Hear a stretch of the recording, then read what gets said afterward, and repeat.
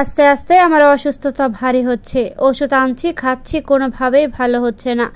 মাবুদ কি তবে এবার জ্বরেই আমাকে নিয়ে নেবে? ছেলেটা যাই হোক কিছু করে অন্তত খেতে পারবে, কিন্তু আমার অসুস্থ মেয়েটার কি হবে? এইসব ভাবতে ভাবতে আমি আরো বেশি অসুস্থ হয়ে গেলাম। এদিকে আমার এত অসুস্থতায় আমার ছেলের বউ আমার দিকে তাকিয়েও দেখে না। কেউ নেই আমার পাশে। যাদেরকে আপন ভেবেছিলাম তারা কেউ নেই। মা, বাবা, ভাই, বোন সবাই এখন এসে বলে কি করেছি জীবনে? সবই তো মেয়ের পিছে ঢালছ। কি করিনি আমি? ঘর ছিল না, ঘর করেছি। গোয়াল ভরা গরু করেছি, কত শতক জমি কিনেছি, ছেলে পেয়ে লেখাপড়া করিয়েছি, মা, বাবা, ভাই, বোন সবাইকে পেলেছি। কোনোদিন একটা হারাম পয়সা খানি। এসব তাহলে কে করেছে জীবনে? তাহলে আমি কি করেছি এতগুলো বছর? আমি তাহলে কাদের জন্য কি করেছি? এসব ভাবতে ভাবতে আমার কি হয়েছে আমি জানি না। চোখ খুলতেই দেখি আমার মেয়ে আমার পাশে বসে কান্না করছে।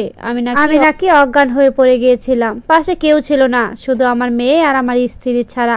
ছেলেটা আমার খোঁজ পর্যন্ত নেয় না। থাক, আমারই তো ছেলে। আমার কষ্ট হচ্ছিল খুব। যাক, কষ্ট নেব না। কষ্ট নিলে হয়তো বা আল্লাহ আমার ছেলেকে বদদোয়া দিবে। বুদ্ধি হয়নি তাই বুঝতে পারে না, হয়তো একদিন ঠিক বুঝবে। এই সব কিছু বুঝতে বুঝতে আমি আমার মনটাকে কিছুক্ষণ শান্ত করলাম। এদিকে আমার মেয়ের ডিপিএস আর যেটুকু স্বর্ণ গয়না ছিল সেগুলো বিক্রি করে আমার মেয়ে আমার চিকিৎসা করলো। 2 মাস পর আমি সুস্থ হলাম। সুস্থ হওয়ার পর আমার আবার কাজ শুরু হলো। এইবার ভাবলাম নিজের তো জমানো কিছুই নেই, নিজের জন্য কিছু হলেও একটা করি। অন্তত নিজের জন্য একটা ভালো ঘর হলেও করি। 2টো ঘর করেছিলাম, ছেলেকে দিয়েছি। আমার ভাগ্য খারাপ, তাই আমার জায়গা হয়েছে গরুর সাথে গোয়াল ঘরে। আমি আর আমার স্ত্রী সেই গোয়াল ঘরেই থাকি। নামাজ পড়ি আর কত দোয়া করি, আল্লাহ আমার সন্তানদের সুখ দাও, তুমি আমাদের সন্তানকে সন্তান দাও। আমার মেয়েটা আমার পাগল। আমার কিছু হলে আমার মেয়েটা বাঁচবে কি করে? এরই মাঝে শুনতে পাই আমার ছেলের বউ নাকি গর্ভবতী। যাক, মনটা অনেক বেশি খুশি হলো। মাবুদকে বললাম এমন একটা সংবাদ যদি আমার মেয়ের কাছ থেকেও শুনতে পারতাম। আল্লাহর কাছে এগুলো বলতে মাস 3 পর আলহামদুলিল্লাহ শুনতে পাই আমার মেয়ে মা হতে চলেছে। আমি আমার মেয়ের জামাইকে ফোন করে বলি আমার মেয়েটাকে দিয়ে যাও, আমার মেয়েটা আমার কাছে থাকুক।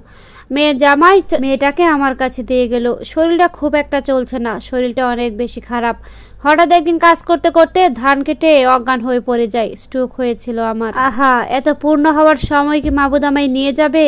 আমি কি আমার নাতির মুখ দেখতে পাবো না? 2 ঘন্টা পর আমার জ্ঞান আসে। আমাকে ডাক্তারের কাছে নিয়ে যেয়ে ডাক্তার পরীক্ষা নিরীক্ষা করে জানায় আমার ব্লক হওয়া অবস্থায়, কিন্তু এখনো ব্লক হয়নি। ঠিক মতো চিকিৎসা করতে পারলে ঠিক হয়ে যাবে। আমার ছেলে আমার চিকিৎসার জন্য একটা টাকাও দেয়নি।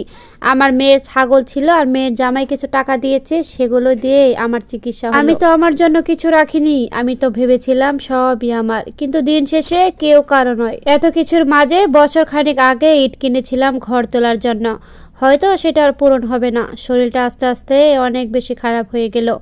এরই মধ্যে ছেলের ঘরে একটা ছেলে সন্তান হয়েছে। আহা, কি মায়া, কত মহাব্বত। এত কিছুর মাঝে মাবুদ কি তবে আমায় নিয়ে যাবে? তার কিছুদিন পর আমার মেয়ের ঘরে একটা নাতনি হলো, আলহামদুলিল্লাহ। আমার মেয়ে আমাকে বলে, বাবা তোমার কিছু হলে আমি তোমাকে ছাড়া বাঁচবো না। আমি আমার মেয়েকে বললাম, দূর পাগলি, এই যে তোমার একটা মেয়ে হয়েছে, এটাই তোমার আব্বা, একেই তুমি আব্বা ডাকবা। আমি এত সহজে মরবো না। আমি কামের মানুষ, কামের মধ্যেই দেখবা হঠাৎ করে একদিন মরে যাব। এতদিন পরে অনেক বেশি আফসোস হচ্ছে। কাদের জন্য কি করলাম? যাদের জন্য জীবনের সব কিছু দিয়ে দিলাম, আজকেও আমার পাশে নেই। কপাল চাপড়াতে চাপড়াতে বললাম, মা বলে কি করছি, বোন বলে কি করছি, ভাই বলে কি করেছি, সন্তান বলে কি করেছি, আসলে আমি কি করেছি? যাদের জন্য জীবনের সব কিছু বিসর্জন দিয়ে দিলাম, তারা দিন শেষে এসে বলে কি করছি। এসব কিছু ভাবতে ভাবতে চোখে